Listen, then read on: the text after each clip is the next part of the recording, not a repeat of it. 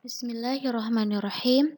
Assalamualaikum warahmatullahi wabarakatuh. Sebelum kita belajar, alangkah lebih baiknya kita membaca doa terlebih dahulu. Bismillahirrahmanirrahim. Allahumma anfa'na bima 'allamtana wa 'allimna ma yanfa'una wa zidna ilman. Raditu billahi rabba wa bil islami dina wa bi Muhammadin sallallahu alaihi wasallam nabiyya. Bagaimana kabarnya Ananda hari ini? Semoga kabarnya senantiasa dalam lindungan Allah Subhanahu wa taala dan dalam keadaan sehat walafiat. Nah, tentunya anak-anak Umi pada hari ini sudah siap untuk mengikuti pelajaran selanjutnya ya, pelajaran hari ini.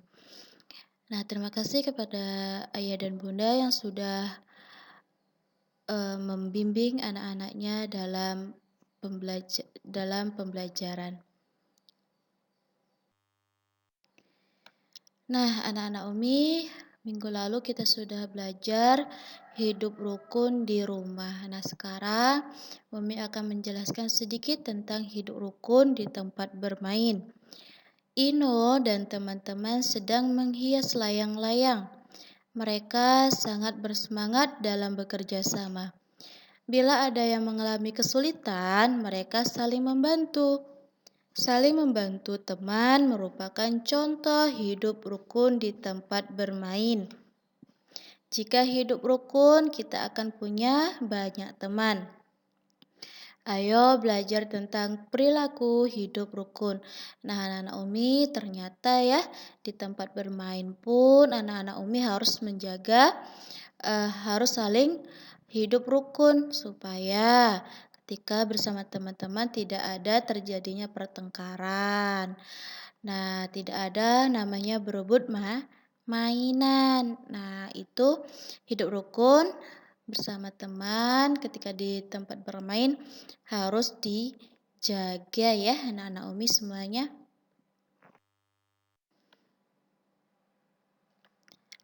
Nah, selanjutnya Umi akan menunjukkan kalimat ajakan pada teks.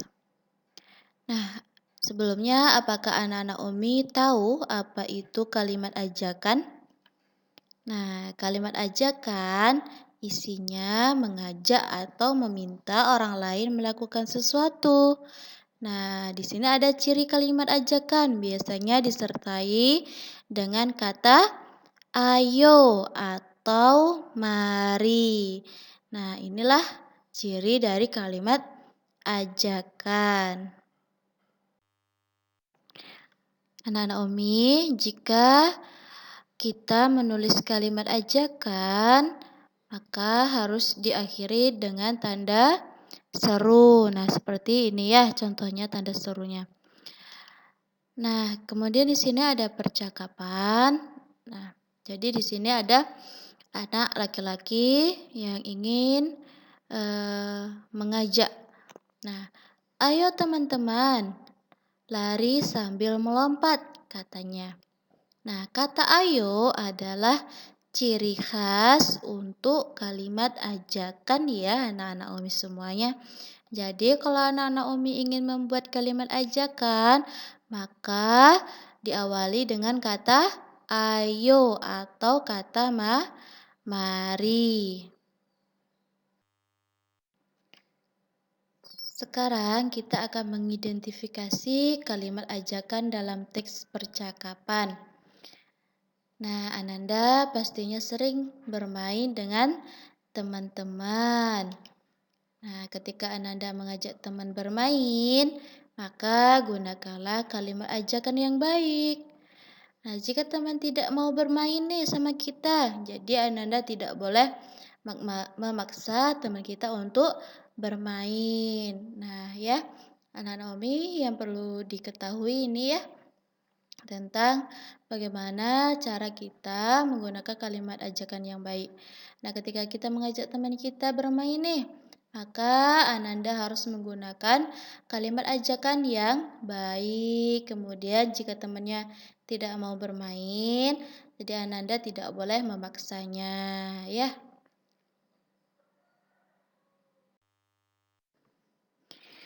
Nah, ayo simaklah teks percakapan berikut. Di sini ada percakapan antara Eko dan Lala. Nah, diawali dari Eko. Lala, ayo kita bermain kelereng di lapangan. Di sini Eko mengajak Lala untuk bermain kelereng di lapangan. Lalu dijawab oleh Lala, "Oke, kita ajak teman-teman yang lain ya."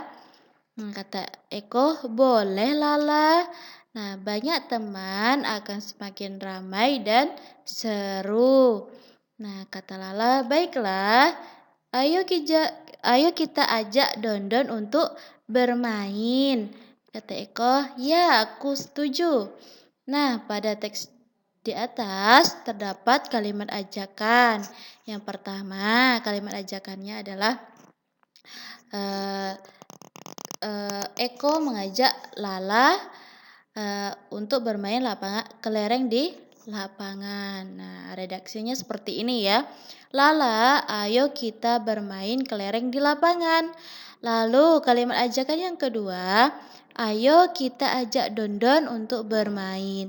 Nah, di sini Lala mengajak Eko untuk mengajak Dondon bermain.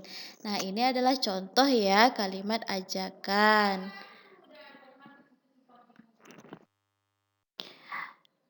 Nah, mengidentifikasi percakapan berisi kalimat ajakan. Kalimat ajakan dapat diucapkan dalam percakapan. Saat menulis percakapan, perhatikan hal-hal berikut.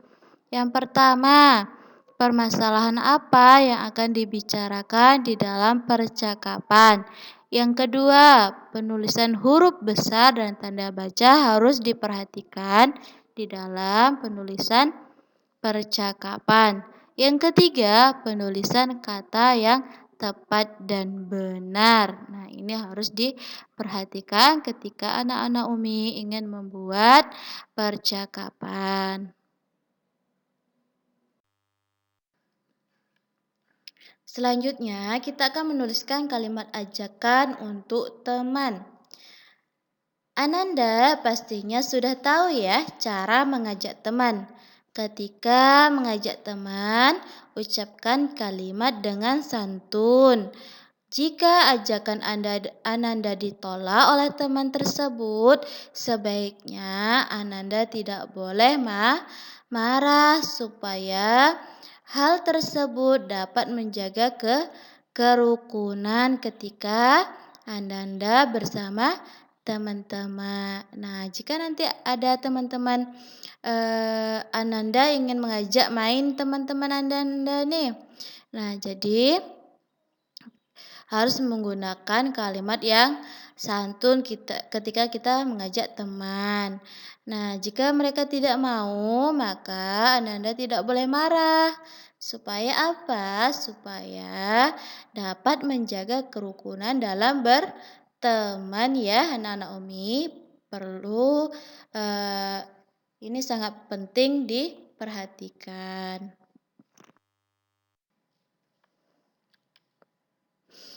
Nah, di sini ada percakapan antara Jonas dan Made. Nah, di sini Jonas duluan ya. Di sini Made duluan. Nah, Jonas, ayo kita bermain bola basket di lapangan. Di sini Made mengajak Jonas untuk bermain bola basket dan Made menggunakan kata ayo. Kemudian dijawab oleh Jonas, "Maaf Made, aku tidak dapat bermain basket dulu karena aku dipanggil oleh Pak Guru." Nah, apakah penolakan Jonas termasuk penolakan yang sopan? Nah, apakah penolakan Jonas termasuk penolakan yang sopan anak-anak Umi semuanya?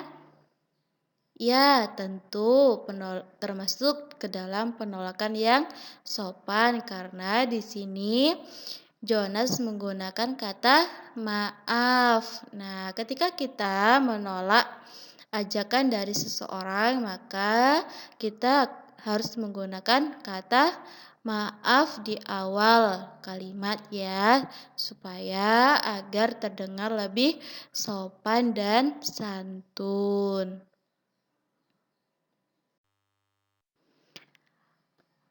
Nah, di sini ada cerita tentang mengerjakan tugas. Nia, Dini, Vito, dan Ari berhasil membuat satu karya. Didin masih berusaha mencoba. Didin memohon bantuan karena Didin belum bisa untuk membuat karya.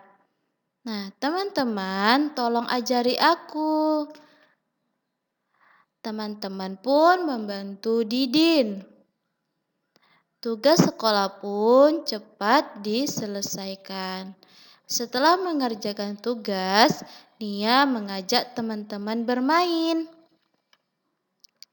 Namun, Vito tidak dapat ikut bermain. Maaf ya teman-teman, aku harus segera pulang. Aku telah berjanji menemani sepupuku yang kemarin datang. Nah, pada cerita di sini terlihat ya, ketika kita meminta bantuan kepada orang lain, maka kita harus menggunakan kata tolong. Nah, ini adalah kalimat permintaan tolong. Kemudian ada selanjutnya. Nah, ketika kita tidak bisa mengikuti suatu kegiatan nih atau mengikuti permainan, maka kalimat penolakan atau kalimat maaf kita harus menggunakan kata maaf agar lebih sopan didengar oleh teman-teman ya. Nah, ini ada kalimat tolong dan kalimat maaf ya, Nanomi.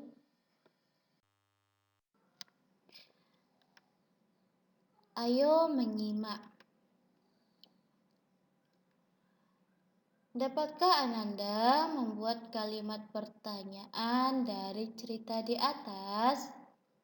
Nah, jadi kalimat tanya digunakan untuk menanyakan sesuatu ya kepada orang lain dan mengharapkan jawaban. Untuk membuat kalimat pertanyaan digunakan kata tanya.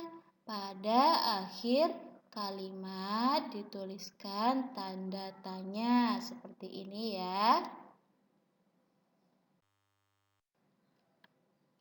Ada beberapa kata tanya untuk membuat kalimat tanya.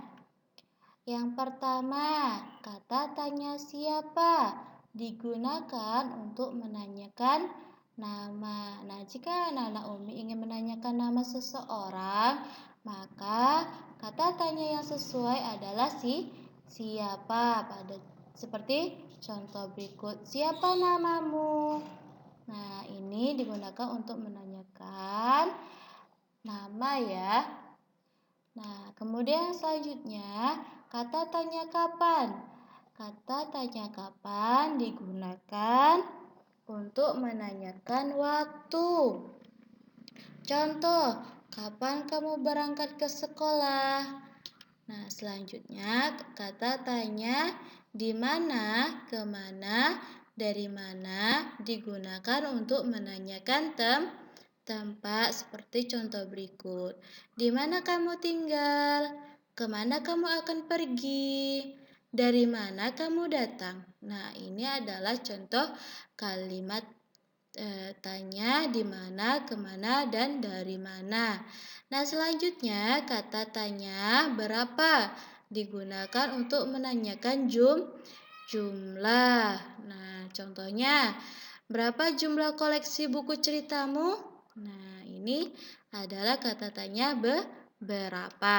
Yang terakhir, kata tanya apa? Kata tanya apa digunakan untuk menanyakan benda atau suatu hal. Contohnya, apa yang kamu bawa? Nah, sampai di sini dulu ya, anak-anak Umi. pembelajaran kita pada hari ini. Semoga bisa dipahami ya materi yang Umi sampaikan. Untuk tugas, dibuka halaman 21, kegiatan 1 yang B, berilah tanda centang kalimat berisi ajakan. Nah, kemudian berilah tanda silang kalimat bukan berisi ajakan. Selanjutnya halaman 24 yang C ya anak-anak Umi. Tulislah 2 kalimat berisi ajakan. Nah, semoga materi yang Umi sampaikan bisa dipahami oleh anak-anak Umi semuanya. Sampai di sini dulu ya pertemuan kita pada hari ini. Kita tutup dengan membacakan doa kafaratul majlis. Subhanakallahumma wa bihamdika asyhadu an la ilaha illa anta astaghfiruka wa atubu ilaik. Assalamualaikum warahmatullahi wabarakatuh.